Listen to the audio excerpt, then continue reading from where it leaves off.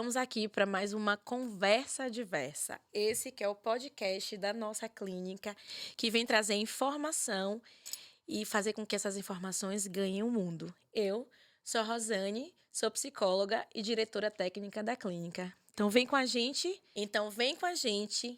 opinar, participar e aprender. Oi, gente!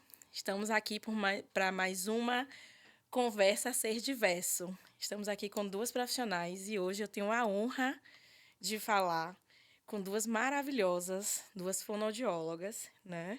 Com uma trajetória sólida e são altamente qualificadas e profundamente comprometidas, tanto com a infância como com pessoas com neurodiversidade. Então, eu vou apresentar a Karina, fonoaudióloga, com 10 anos de atuação nos transtornos do neurodesenvolvimento. Karina possui especialização em desenvolvimento infantil, análise do comportamento aplicada e distúrbio de deglutição. Sua experiência clínica é amplamente consolidada no atendimento a crianças com alterações do neurodesenvolvimento e com forte atuação multiprofissional, também na supervisão psicológica. Karina tem uma extensa formação e é certificada em abordagens internacionais, como PROMPT, PECS, POD e PCM, e com foco em comunicação funcional. Eu vou parar, porque senão a gente vai passar aqui, né, uma semana falando de Karina. E, não menos importante, Juliana, essa maravilhosa, dos cabelos rosa, que a gente ama.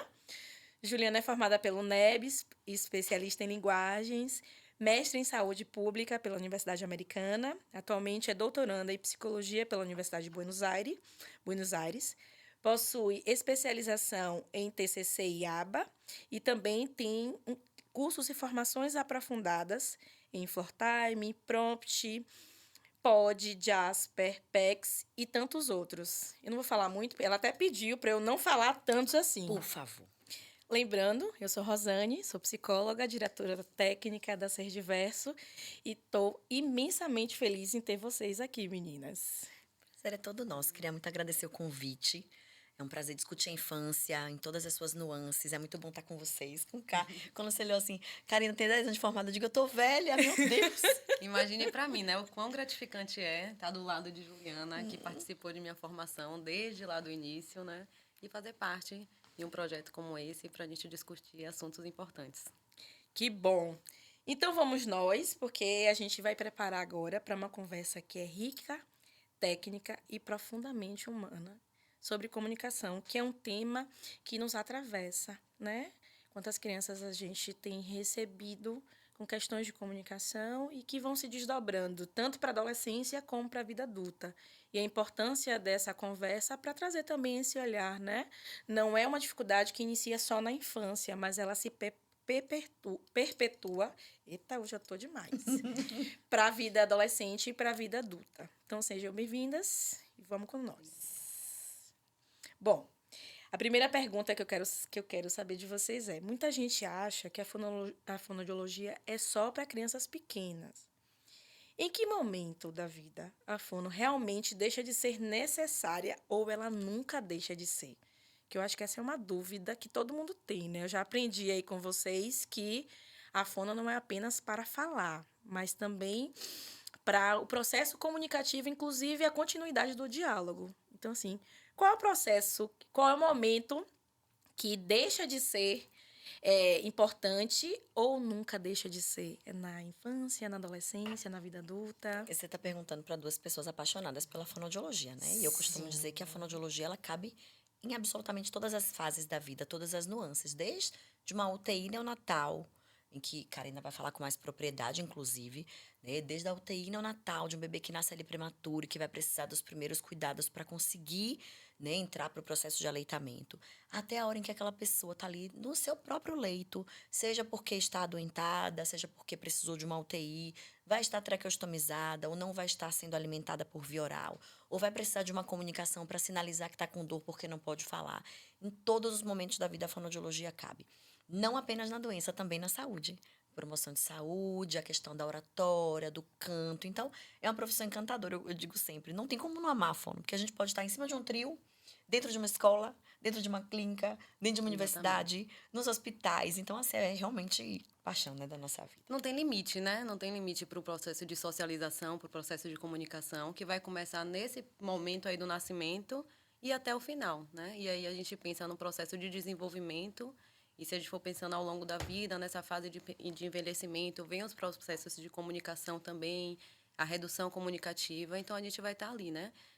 Dando apoio para quem precisa no início e para quem precisa também na parte quando está mais no processo de envelhecimento lá na frente, né? Então, adulto, adolescente, a nossa atuação está aí no caminho. E quando a gente fala de neurodesenvolvimento e questões que estão relacionadas à fala, hoje a gente vê uma importância e um peso, inclusive nos planos de intervenção, onde a gente recebe os relatórios médicos com muitas horas de fono, né, diante do desejo daquela família que aquela criança ou adolescente oralize. Quando é que é necessário e quando é que deixa de ser necessário, sendo ela nessa parte da infância, desdobrando para a adolescência e se direcionando para a vida adulta? Na verdade, eu acho que o deixar de ser necessário, né, é algo que vai depender muito do processo. Mas se a gente for pensar no que vem precedente a essa dificuldade, se a gente pensar em um diagnóstico, a gente vai sempre precisar adaptar alguma coisa ali. Então, pensar no início do desenvolvimento, é bem nítido que essa criança não fala e aí não está alcançando esses marcos, mas quando a gente vai chegando mais para frente, a gente vai tendo outra demanda comunicativa, né? Uma necessidade de ter mais autonomia, de ter uma socialização diferente. E se a gente pensar na fase de adolescência ali, que vai já chegando próximo à fase de adulto, quem é esse sujeito, né? Ele vai precisar caminhar agora com as próprias pernas. E muitas vezes essa dificuldade não vem só com a falta de fala, né? A falta de comunicação. Ela pode vir também em um processo de oralização, a gente tem uma criança, um adolescente que oraliza, mas quão funcional é essa comunicação? Então, acho que essa atuação é muito pensado nesse processo, né? Ainda tem a parte de leitura escrita, todos esses contextos que envolvem aí o processo de linguagem. Tô esperando os 5 segundos que agora eu vou falar. Ah, pode falar então.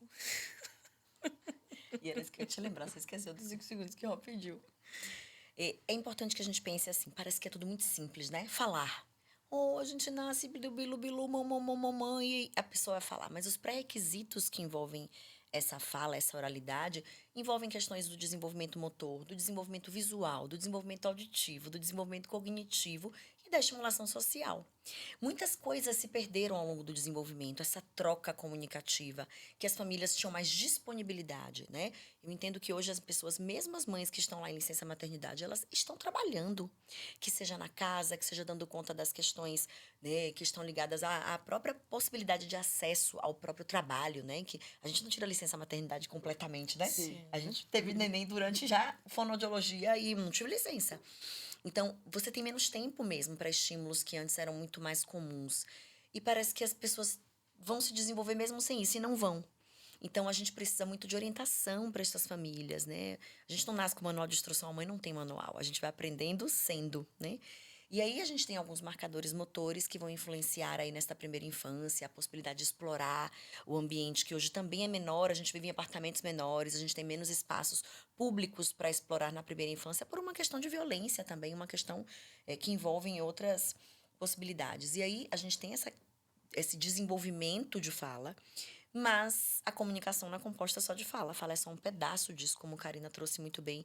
Tem toda a questão que vai desenvolver a leitura e a escrita mais para frente. Para eu escrever, eu tenho que ter pensamento, eu tenho que ter linguagem, né? Nada vai ser posto ali se não for construído cognitivamente. Então, a gente tem orientação familiar para fazer, a gente tem que dar conta desses estímulos que precisam ser ricos. E a gente fala em riqueza, e a riqueza não está dentro de uma tela de um tablet.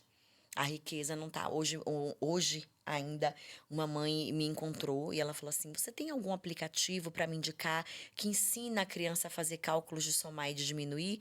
Eu falei assim: você é melhor que um aplicativo, né? Eu ensinei para as minhas filhas, a minha mãe me ensinou e você precisa ensinar para o seu filho. Ah, mas é falta de tempo. O tempo falta mesmo, mas se você não compreender que a importância da maternagem e do desenvolvimento está na sua mão, na mão da família e não na mão de um tablet, a gente vai ter aí muitos problemas para frente. Então, o processo é longo, né? A discussão sobre comunicação é muito ampla. Pegando esse gancho, eu acho que faz sentido se a gente conseguir trazer de forma rápida a diferenciação entre fala e comunicação, porque eu acho que há uma confusão nisso, né, sobre o que de fato é a fala oralizada e a comunicação. Vocês conseguem? Vamos lá. Quando nós falamos de comunicação, a gente fala de troca de mensagens, né? Essa troca de mensagens, eu passar um conteúdo para você ou para Karina, ela pode acontecer em diversos formatos. Eu posso mandar um meme, eu posso falar uma palavra, eu posso fazer uma expressão facial, fazer um gesto, escrever um texto, e eu vou fazer com que a comunicação aconteça. Um dos veículos para que a comunicação aconteça é a oralidade, porque a língua ela está no meio disso. A língua é o que a comunidade verbal de Skinner, né, chama de eu preciso que você compreenda a forma com a qual eu estou tentando me comunicar. Se agora eu quiser te fazer uma pergunta, eu resolver fazer essa pergunta em alemão, será que você consegue me responder? Se eu não entender alemão, não. Exato. Então a gente não teria a língua, né, compatível. Então a língua, ela é o processo de pensamento que vai elaborar essa fala e que o outro precisa também ter, né, a habilidade e domínio daquela língua. A fala é um ato motor de expressão em que eu vou pegar as palavras e vou transformar da minha cabeça e vou transformar elas em fonemas que vão aí ter significado significante. Então, é muito importante que a gente também compreenda dentro dessa descrição que muitas vezes, em algumas situações, e o autismo é um dos maiores exemplos que nós temos disso, nem sempre a fala comunica. Então, às vezes, eu vou ter oralidade e não vou ter comunicação, e posso não ter oralidade e ter comunicação. Né? Então, são vias que não andam de mãos dadas como a gente espera que ande, né? Então, por exemplo, quanto mais línguas eu sei, mais eu tenho condições de me comunicar. Quanto mais metodologias de passar informação eu tenho, mais condições eu tenho de se vou fazer, se eu tiver intenção e interesse. Que é uma questão que é importante de ser pensada no autismo, né? Que é isso que Karina traz na questão da oralização funcional. Sim. Complementando essa fala de Ju, às vezes a família ela tem uma expectativa muito grande na fala, né? É por isso que acaba que a fonoaudiologia sempre é a porta de entrada, porque no autismo, às vezes não tem tantos sinais, mas fica bem claro que a fala começa a ter uma discrepância, né? Então, assim, essa fala não vem. Aí espera 2, 3 anos e essa comunicação acaba estando difícil. Mas muitas vezes a criança, no seu processo terapêutico, ela começa a dar conta de uma comunicação de outras formas, né? É por isso que a comunicação aumentativa alternativa está aí para facilitar, de outras vertentes também. Mas a família tem muito, né? O ensejo de esperar a questão da fala, da articulação. E é importante porque é o nosso padrão principal de comunicação, mas não é o único.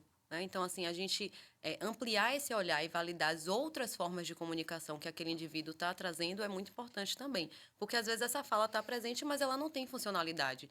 E, às vezes, o outro formato de comunicação que ele se sente confortável e que ele dá conta de aprender e a utilizar vai ser mais funcional, né? Para manter ali uma socialização, uma qualidade nas vivências desse indivíduo. Mas eu sou do fofoca, eu tô acostumada a botar fogo no parquinho, eu vou botar fogo no parquinho. Sim, temos esse podcast que é necessário. Fofoca. Esse é um podcast necessário. Tem mais uma questão importante. Não é só a família que espera a linguagem, não. O fonoaudiólogo também. A gente se formou para isso. A gente só acredita no nosso sucesso quando alguém é capaz de produzir palavras, né? Então, mesmo que eu faça ele se comunicar com a comunicação alternativa, não é o viés que a família espera, não é o viés que a escola espera, e não é o viés que eu e você, que pagamos uma fortuna para fazer prompt, também esperamos. Sim. Às vezes a gente quer pegar na boca da criança, eu ia falar do paciente, da criança, e ele não tem condição ainda de receber aquele toque na boca. E isso frustra o fonoaudiólogo também. Quando um pai leva um filho no fonoaudiólogo, ele só quer que o filho fale. Então, é uma questão realmente muito profunda. E é difícil, inclusive, nós convencermos a própria classe fonoaudiológica da importância das outras formas de comunicação. Né? Eu faço parte do grupo de trabalho da Sociedade Brasileira de Fonoaudiologia e nós sabemos a luta que é, né, levar esse conhecimento para a própria fonoaudiologia. Né? Imagine para as famílias que esperam. Que mãe não quer ouvir uma mãe, né? Que mãe não quer ouvir um papai, mamãe, por favorzinho? Então, a gente sabe, né, da questão emocional, de afeto que a linguagem oral ainda carrega, né? Vou pedir para todo mundo comentar isso que Juliana trouxe, assim, né? A gente, quando for ao ar, eu quero que todo mundo comente sobre isso. Fonoaudiólogos, família, os profissionais que estão em formação, comentem. Vamos fortalecer essa discussão que eu acho extremamente necessária. Aí a gente vai fazer uma brincadeira agora, né? A gente está falando de infância. E aí, na infância, a gente sabe que a ferramenta de avaliação é o brincar. É o brincar funcional, é o brincar terapêutico, é o brincar com a funcionalidade de avaliar.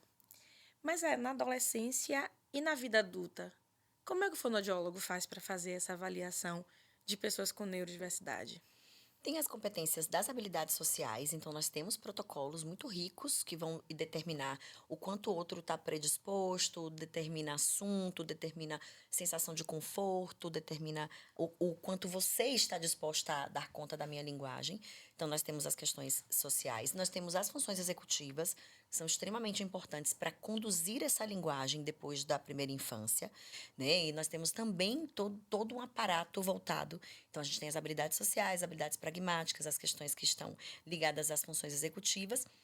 E por que não brincar também, né? Por que não o jogo da linguagem? A linguagem, ela cabe em todos os contextos, inclusive na vida adulta, né? Então, as ironias, os duplos sentidos, a condição de contar uma história que tem aquele approach que chama o outro para participar da história. Se eu ficar aqui contando uma história que pode ser uma história muito relevante, mas eu não tenho nenhum tipo de interesse em fazer você se interessar pela história, a gente não vai para frente. E o adulto também precisa disso, né? Essa mobilidade que a linguagem causa e que o que nós chamamos de traços suprassegmentais, a expressão facial, os gestos e a prosódia. E os recursos de linguagem que a gente usa para seduzir o outro. Porque comunicação é sedução também, Sim. né? É saúde mental, é qualidade de vida, né? Não ter amigos, não ter com quem conversar. É um problema grave. Tanto que a fonoaudiologia já foi considerada uma das 10 profissões mais importantes do mundo por conta do envelhecimento das populações. O envelhecimento faz com que alguns transtornos neurodegenerativos causem aí a falta da comunicação e a depressão é o próximo passo, Sim. né? Então, sempre vou puxar a brasa para nossa sardinha. Sim, senhora. E o grande processo também é você pensar no engajamento e na motivação desse adolescente e adulto no processo terapêutico. Porque tem essa leitura muito associada ao brincar. E ter esse cuidado de não infantilizar essa terapia. Perfeito. Então, muito que vai dar lugar a essa brincadeira é o contexto daquele indivíduo, né? Tá na escola, ou é o trabalho, se você tem um paciente adulto oralizado que ele já consegue trazer suas dificuldades, trabalha com o quê? O que é interessante? O que é que gosta? É receita? É carros? É jogo de futebol? E a gente vai ter que estudar e entrar naquele universo ali para poder facilitar o processo terapêutico e manter esse paciente motivado, né? Então, assim, principalmente pensando na parte de adolescência também, a gente precisa tirar essa pessoa desse lugar de infância, né? Que às vezes muitos outros componentes vão arrastar ele para esse lugar e a terapia vai fazer esse indivíduo, essa família entender, ó, eu estou passando desse processo para outro processo. Então, eu também preciso modificar as minhas vivências. Se eu estou pensando em autonomia e desenvolvimento, em melhorar o padrão de linguagem, colocar uma linguagem mais próxima ali, né, da fase de adulto, então eu tenho que parar de infantilizar isso aqui. E aí adaptar esses recursos mesmo para o que é a vida do adolescente e a vida do adulto. Eu acho que isso traz uma outra discussão, né? O impacto que tem a questão da infantilização da adolescência na vida adulta e também o impacto que tem o brincar com técnica, né? Não é apenas brincar. A gente não avalia, ele tá ali brincando, eu tô avaliando ele brincando. Não. A gente avalia contato visual, exploração do objeto, como é que ele vai criar as hipóteses de exploração, a linguagem que ele usa para isso, as questões motoras que estão envolvidas. E isso é muito importante. Porque, primeiro, tem gente que só brinca mesmo, Sim. né? E não avalia. E tem pessoas que têm muita técnica para avaliar, mas esquecem que o veículo é o brincar. Né? E aí, eu não consegui porque eu ainda estou fazendo o vínculo que ele não aceita avaliação, porque quer formalizar demais um processo que cabe na brincadeira, né? E precisa ser prazeroso, né? Se a gente for pensar no contexto daquela criança que está ali com a carga horária extensa de terapia, tem uma rotina puxada, escola, terapia. Precisa lembrar que aquela criança é criança. E a gente, enquanto terapeuta, tem capacidade de fazer isso. De pensar no lúdico, no simbólico, dentro do que eu preciso para o meu paciente no meu plano terapêutico, né? Então, fazer essa leitura e trazer esse paciente para isso. Com a criança, a forma mais fácil que a gente tem de acessar, normalmente, é pelo lúdico, é pela brincadeira, pela música, pela alegria que a gente vai ali puxando e fazer essa criança se motivar pelo processo, que muitas vezes é difícil estar ali. E quando a gente pensa no adolescente e no adulto, a gente tem que ir também pensando no que é que faz sentido para eles, né? Pensando no adolescente e no adulto, no movimento de avaliação, cabe trazer o recurso tecnológico para o modelo de avaliação? sabendo usar, cabe em todas as idades. Não tem problema nenhum também o ser utilizado na infância se for usado com discernimento técnico, né? Você sabe por que você está usando aquele recurso. Então, é super funcional. Eu já, né, penso em quanto o youtuber hoje é uma profissão que há 20 anos atrás não era. Quando Karina se formou também não era. Né? Então, eu uso muito esse recurso com os adolescentes, né? Dessa questão de ter uma profissão que a comunicação Sim. é o viés muito mais do que era um radialista, por exemplo, que ainda tem a visão, ainda tem que envolver pessoas de todas as idades. Então, assim, cabe, não há problema nenhum. Inclusive, temos muitos recursos, né, técnicos que temos protocolos, inclusive, que só são feitos a partir de protocolos usados pela tecnologia, como o PROAD, hoje o protocolo de disartria, que é o único protocolo que a fonoaudiologia tem, é todo online. Então, a gente tem, sim, muitos recursos para isso. A gente não tem como dissociar isso, né? Pensando que a gente está em 2026 e a gente precisa utilizar isso ao nosso favor. A grande questão é como muitas vezes esses recursos são empregados na vida daquela pessoa. E aí, quando a gente pensa em um modelo de tratamento, de avaliação, às vezes a gente tem que se readaptar todo o processo, porque aquela criança, aquele adolescente está acostumado a utilizar aquilo ali de uma forma que às vezes não é muito proveitosa, né? Mas a gente tem essa capacidade de adaptar isso. Então, assim, tirar isso da criança, tirar isso do adolescente, é você falar, olha, você não vai... Estou tentando inseri-lo numa sociedade, estou tentando preparar ele para o mundo, e eu estou tirando o que hoje faz sentido para a gente enquanto sociedade, mas é adaptar, né? Então, assim, saber como utilizar, se vai utilizar de uma forma de estimulação, orientar essa família, com que base é essa estimulação, que tipo de jogo é esse, né? Como é que é utilizado esse recurso em casa, tem tempo, não tem, e até no nosso uso também, né? Qual é o fundamento daquilo, mas a gente não consegue deixar os brinquedos de lado, né? Não, de forma De alguma. forma E problematizando um pouquinho mais, no transtorno do neurodesenvolvimento, a tecnologia ela tem ainda um viés mais problemático, que é o fato de, neste local aqui, eu não tenho demanda. Eu jogo sozinho, eu procuro os meus vídeos sozinhos, eu baixo os meus aplicativos, e aí a gente quer trazer esse objeto para o lugar da demanda, né? Então, tudo que Karina falou é extremamente potente. A questão do quanto as famílias precisam compreender. Não apenas o fato, não é tirar a tecnologia da vida de alguém. Nós não queremos isso, o mundo não dá mais para ser assim. Mas tecnologia sem demanda é um lugar muito seguro, né? Sim, senhora. Você estava falando do radialista e eu fiquei pensando e fazendo uma ligação com o que você disse, assim, né? Que a voz é um mecanismo de sedução. E assim, hoje a gente não desconhece mais o rosto dos radialistas, né? Hoje a gente liga a voz à pessoa, né? E eu acho que tem também esse lugar das famílias, né, de esperar ligar a voz à face do seu filho, essa oralidade, né? Assim, Sem como é dúvida. a voz, né? O som, a emissão de som desse sujeito, seja ele criança, adolescente ou adulto, como é esse significante para mim? A fala é um dos principais recursos de formação de personalidade. Então, a Sim, personalidade do outro é feita através do que ele fala, da gracinha exato. que ele coloca. Ele é ácido por causa da impostação de voz, né? Então, ela é cínica porque ela fala. Se você não tem oralidade, você perde essa referência, né? E isso é muito potente, né? Em todos os quesitos. O meu ex é a voz das minhas filhas quando elas tinham 3 anos. Elas já têm 16 e continua sendo a voz das minhas filhas pequenas. E é o que me desestressa no processo. Todo mundo que entra no meu carro ri, porque é uma vozinha e é aquela coisa que te leva àquele lugar da maternagem. Então, só um exemplo simples como esse mostra o poder dessa voz, né? E eu acho que isso dialoga com a pergunta sobre a fala. É por isso que as famílias e o outro também espera muito a fala. Porque mesmo a gente tendo a comunicação e ela sendo a comunicação funcional e efetiva, às vezes o outro quer saber o que está por trás daquilo, né? E mais, né? A sensação, a emoção do eu vi, o chamado do mamãe, do papai, do eu quero. A gente espera muito e aí vem com essa intenção comunicativa de uma forma mais efetiva. Sim. Bom, aí, continuando na adolescência, quais sinais mostram que a dificuldade não é preguiça para escrever, para estudar, mas é uma questão de linguagem e que precisa de intervenção? E aí eu estou falando desde o modelo do desenvolvimento típico até o modelo do desenvolvimento atípico. É comum a gente, inclusive, esperar que mães atípicas eh, tragam esse lugar, né? Assim, tem que dar demanda, é meio preguiçoso, não gosta de fazer. Então, tem isso aí, né? Assim, então, como fazer essa observação? Que nada tem a ver com preguiça de estudar ou de se comunicar, mas sim com uma dificuldade que está ligada a essa linguagem. Esse rótulo, né, esse processo do preguiça, do procrastinação, ele já tem um peso muito grande na adolescência de uma forma geral. E muitas vezes, a depender de como essa dificuldade vem, ela não é uma dificuldade que aparece ali na adolescência, mas às vezes ela fica mais acentuada na adolescência se for uma coisa muito simples.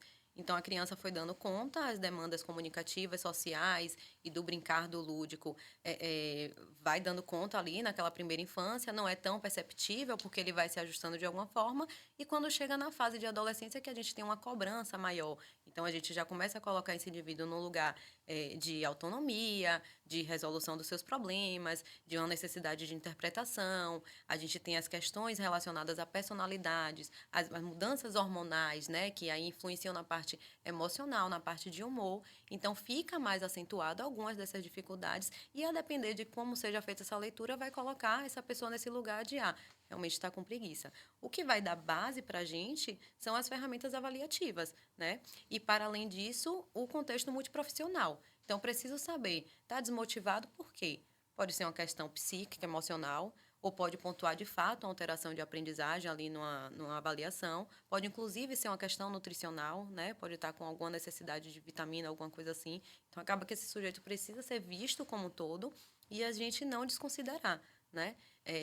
E o que a gente vê muito é que, muitas vezes, esses adolescentes, eles chegam para a gente em sofrimento, né? Porque parece que ele não quer se ajudar, ele se sabota, ele é o próprio causador do problema, e aí, embotado, não fala, mas, na verdade, o que eles trazem é o quê? A sensação de que eu falo, mas ninguém me escuta.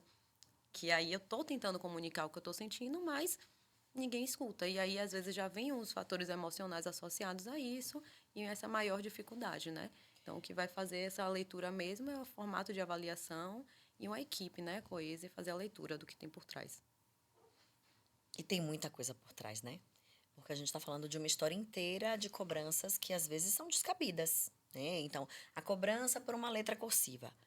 Eu costumo brincar nas minhas aulas, está em que versículo da Bíblia?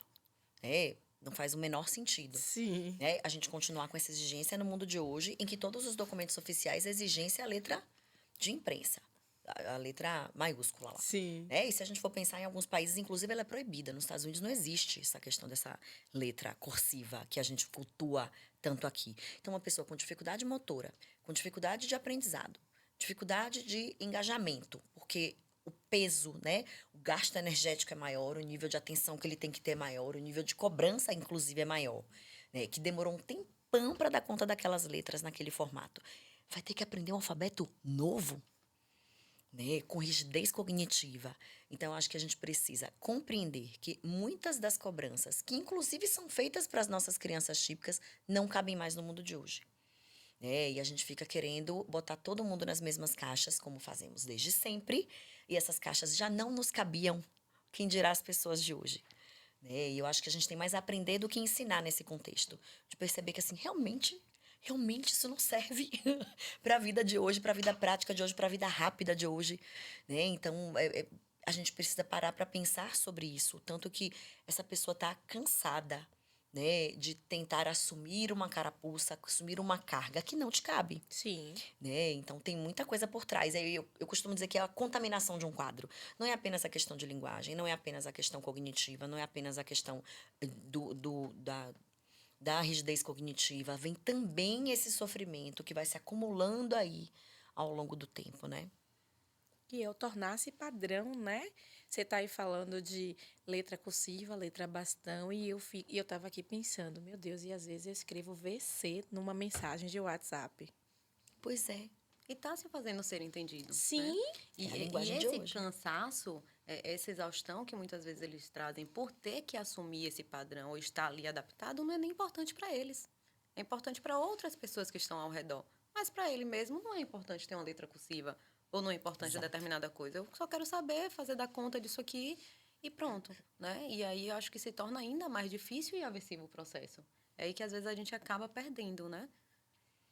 E pensando no desenvolvimento típico, essa semana uma amiga neuropediatra, muito amiga, me ligou preocupada porque a filha pré-adolescente está usando muitos termos cortados, palavrinhas Sim, cortadas. Você vai, VC, é. esses termos cortados. E ela, e agora o que eu faço? Eu cobro ou não cobro? E aí eu fui olhar, se a gente for olhar as músicas, e eu não tô falando das músicas de baixo calão, não, tô falando de músicas naturais, que as Sim. pessoas ouvem, elas também trazem. Eu tava ouvindo hoje uma música no carro que tinha uma abreviação tão impactante que eu precisei procurar a letra. Eu falei, eu nunca ia entender o que ele tá falando, porque foi até a música da Ivete da Vampirinha, gente. Né? Quando tem lá, vou chupar todinho. Aí eu, mas por que todinho, não é todinho? E É, aí, vamos lá, é a naturalidade da fala, ela tem se sim. encaminhado para esse processo de redução mesmo das expressões. Como que a gente dribla esse processo? Com leitura, né? Ela tem que escrever bem, ela tem que dar conta de pegar um texto e compreender que aquele ser que ela fala é você. Né? Então, a leitura e a escrita, elas vão manter um padrão, né, mais organizado nesse sentido. Mas a oralidade, se ela inclusive falar como nós esperávamos, como a mãe dela espera, os colegas não vão reconhecer. Ela vai, inclusive, sofrer bullying.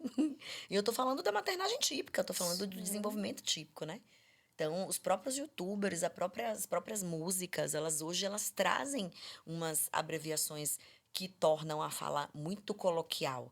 Mas e como é que tá essa leitura? Tá lendo bastante? Cadê os livros? Tá lendo livro? Consegue escrever de forma adequada? Então, pode cobrar numa mensagem, né? Ó, escreve essa mensagem direito aí, porque assim, mamãe não vai validar, não. Falando pode, escrevendo eu preciso te cobrar. Então pode, é um mecanismo que faz com que a gente continue perpetuando uma língua escrita, pelo menos uma língua de compreensão, uma língua de letramento mais completa. O importante é desenvolver um repertório, né? Não perder essa Sim. habilidade. Mas se é confortável para eles e é onde eles se sentem bem no meio dele falando dessa forma, não tem problema, desde que a habilidade para utilizar aquela linguagem de uma forma funcional esteja ali. E aí, Perfeito. ok, né? Eu falo assim, mas se eu precisar escrever uma redação, eu vou dar conta disso. Se eu precisar interpretar um texto, eu vou dar conta também, né? Perfeito. Até porque, como Juliana trouxe, né? Se for muito formal ou se eu escrever e falar como os meus pais, os meus amigos não vão me reconhecer, porque a nossa linguagem é outra, Uhum. né? É, as pessoas têm me falado isso. Assim, você está falando muito rápido. E a minha justificativa é: eu atendo muito adolescente. Aí eu falo rápido, eu nem justifico mais. Eu só aviso, eu falo rápido, tá? Eu atendo muito adolescente, porque a gente precisa falar e alcançar. Às vezes eu escrevo e eles falam as abreviações, e aí eu peço, traduza, por favor. Eles traduzem e fica tudo ok, Perfeito. né? Mas assim, que é justamente o que você está trazendo, né? Eu atendo adolescentes típicos e atípicos, e Uhum. eles estão numa fase de se preparar para o vestibular. E a gente vai fazer esse movimento de transição, né? Me escreva uma redação, me escreva uma carta, para eu entender até como é que tá esse movimento do que ele fala versus o que ele pensa versus o que ele sente. Né? Então, assim, acho que faz muito sentido o que vocês estão trazendo, que a gente precisa validar, né? A validação passa também pelo nenenzinho que fala picoca, porque quando vira pipoca a gente sofre, Sim. né? Quem tem filho sofre. Sim, muito.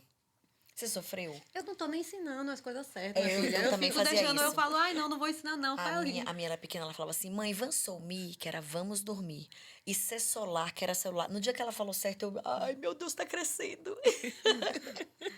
Faz parte, né? A gente, inclusive, tem uma mini querida que quer vir trabalhar com a Ai, gente, meu Deus. né? Eu acho que já Suede quer pode. trabalhar lá. Pode já colocar como assistente terapeuta. Tem só colocar no contrato para não configurar trabalho infantil. Um estágio. Ela, Levar ela ela, lá. inclusive, disse que ela é mamãe e mamãe é Suede. Colocou a farda e o crachazinho, eu estava pronta para Fica em trabalhar. casa com a babá e manda ela pro trabalho. Eu já falei isso. Me contem como é que a fonoaudiologia contribui diretamente para a autonomia, qualidade de vida, inclusão social em qualquer fase da vida. E aí eu não estou sendo mais específica. Eu estou falando do pequeno que corre e que está ali, que ele não está nem querendo saber se o amiguinho ali fala ou não, ele só quer correr diante de uma interação, até o adolescente que fica ali no celular porque tem a dificuldade, a limitação de oralização, e o adulto que até oraliza, mas não oraliza de maneira funcional. Eu acho que a resposta está na comunicação. A comunicação, ela é o viés que vai fazer a gente ter essa habilidade social que faz parte dos mecanismos de qualidade de vida que são reconhecidos pela OMS, pela ONU, pela CDC, por todos os, né, os núcleos de estudo do desenvolvimento humano. Então, a gente precisa, a primeira coisa, compreender que a forma com a qual a pessoa se comunica não depende do meu desejo.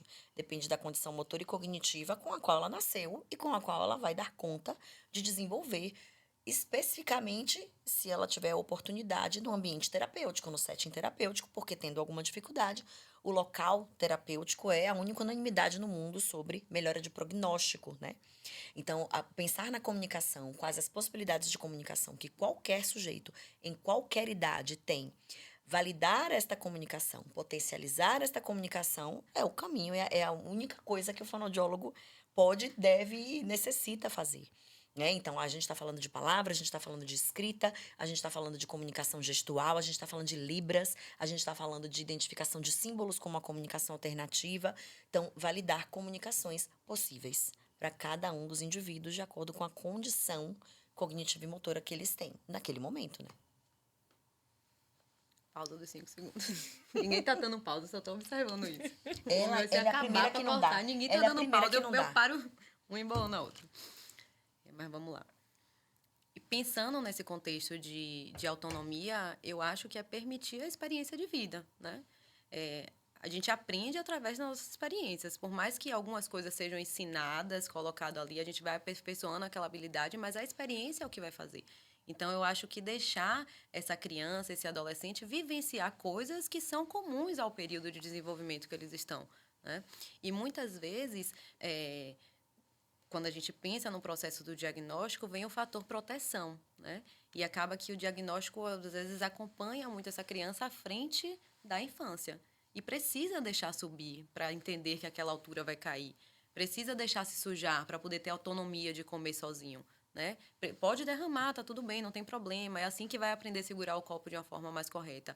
E eu acho que, por vezes, isso tem sido tirado com esse fator proteção, né? Que para além das experiências práticas de vida, emocionais também. A gente já entra no processo de a dificuldade de lidar com choro, a dificuldade de lidar com sofrimento, mas isso faz parte da vida. E para eu me desenvolver como um indivíduo, né, com as experiências que eu tenho e alcançar esse lugar de sujeito ativo de minha vida e de autonomia, eu preciso passar por as experiências da vida boas e ruins também.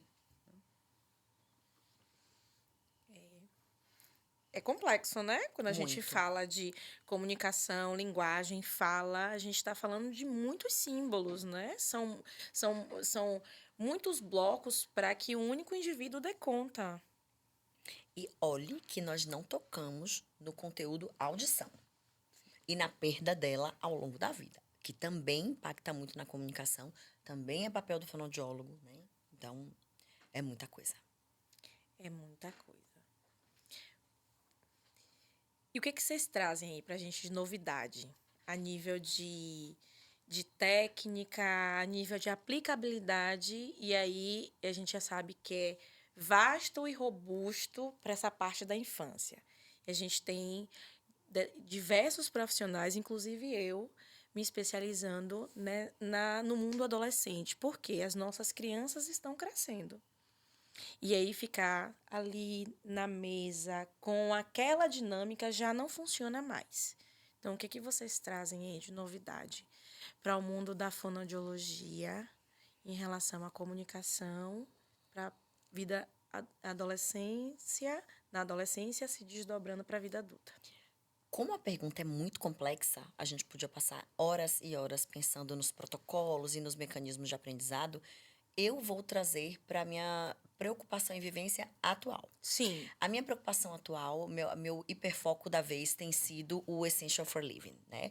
Essencial para viver. Independente de que fase da vida nós estejamos, a gente ficar sempre pautado em correr atrás do que todo mundo deveria estar fazendo, sem ter recurso de sobrevivência, de felicidade.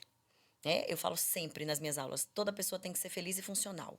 A gente está buscando muito compreender e desenvolver habilidades sem se preocupar se aquela habilidade é funcional para a vida dela hoje. se aquela habilidade a torna uma pessoa melhor e uma pessoa feliz, porque ela tem que dar conta, né, de toda uma carga de cobrança de terapeutas, de médicos, de sociedade, de famílias também.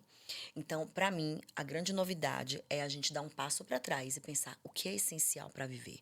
Uma pessoa que não consegue pedir água, que não consegue mostrar onde está com dor, que não reconhece pai e mãe e não consegue sinalizar que quer ir ao banheiro, não tem por que ela saber ler e escrever. Sim.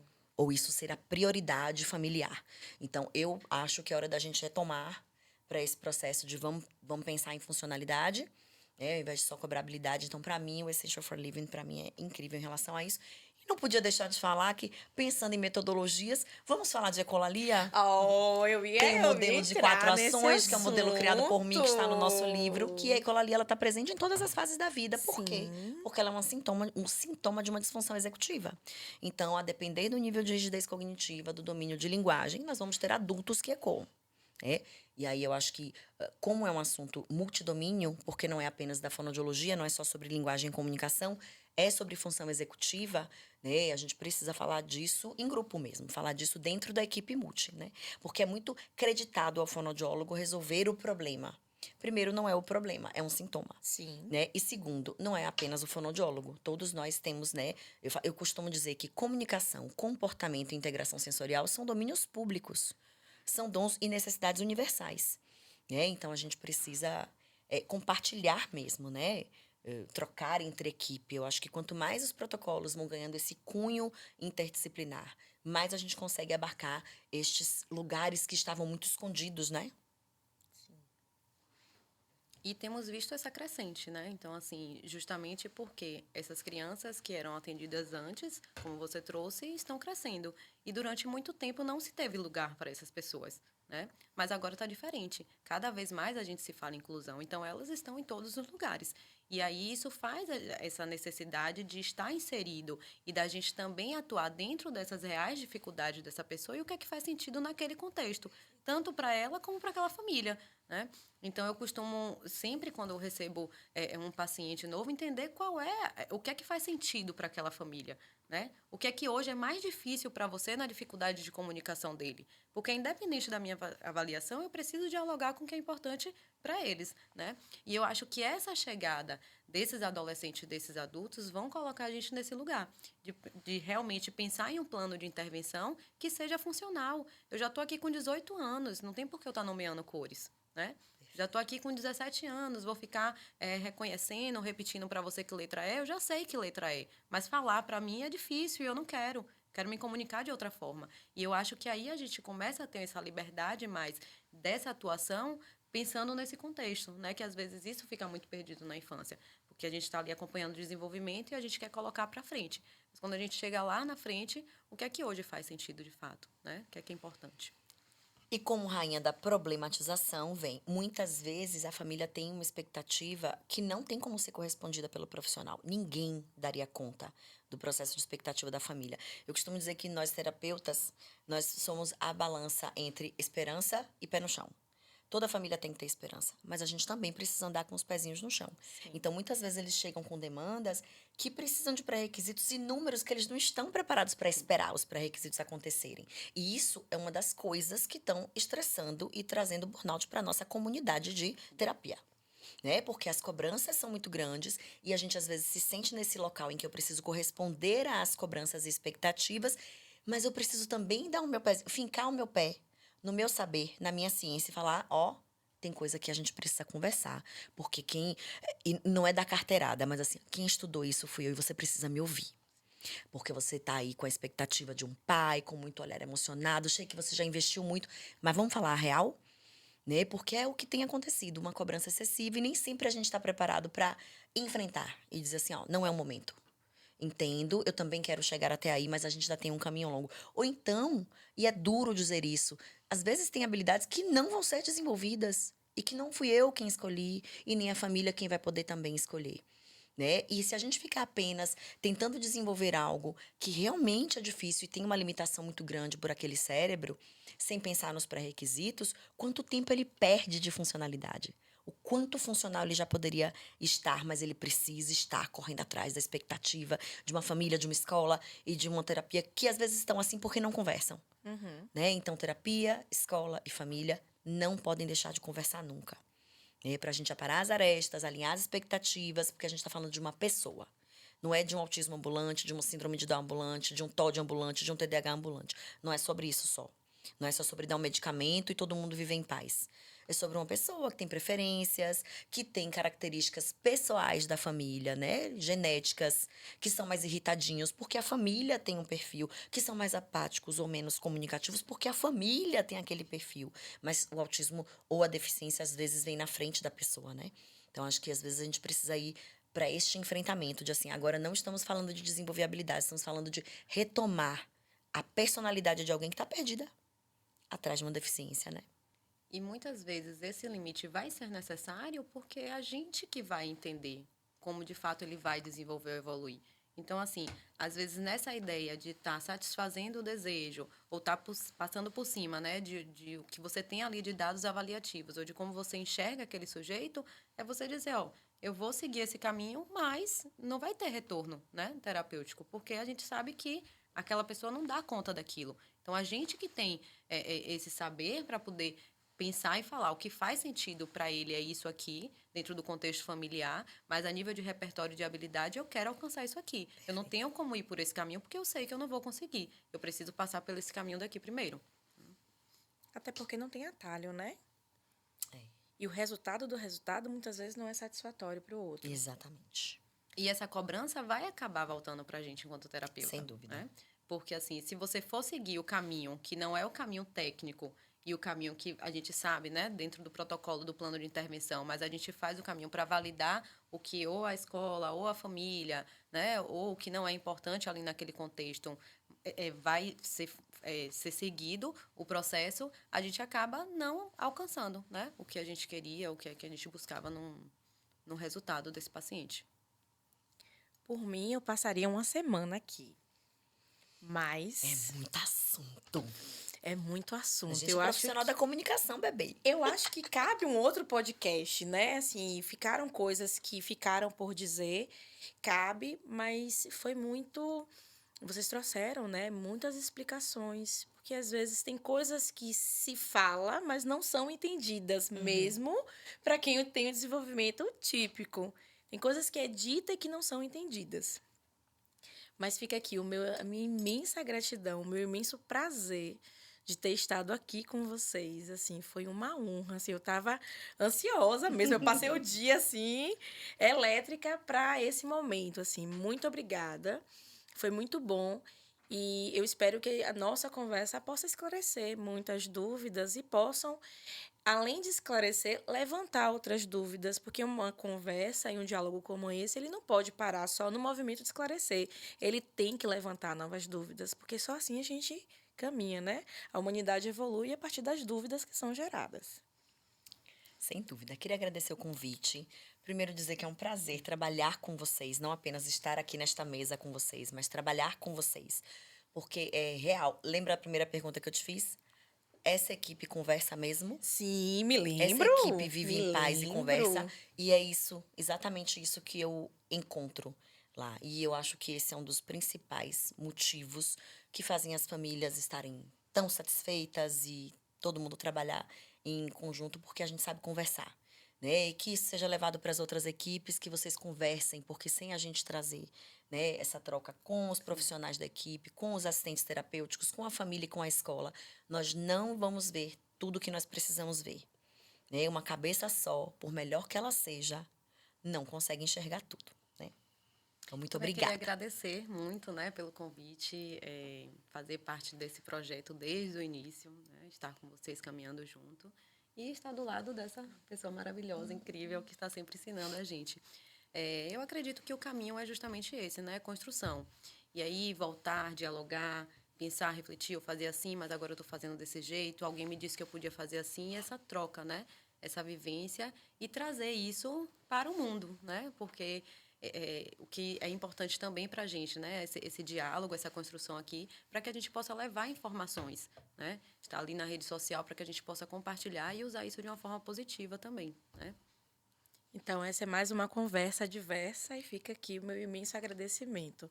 Não só a vocês, mas a todo mundo que acompanha a gente, que segue a gente e que pode enxergar dentro do nosso espaço um espaço que é um espaço para evolução, independente independente do objetivo do outro, mas respeitando o limite de cada um. Muito obrigada.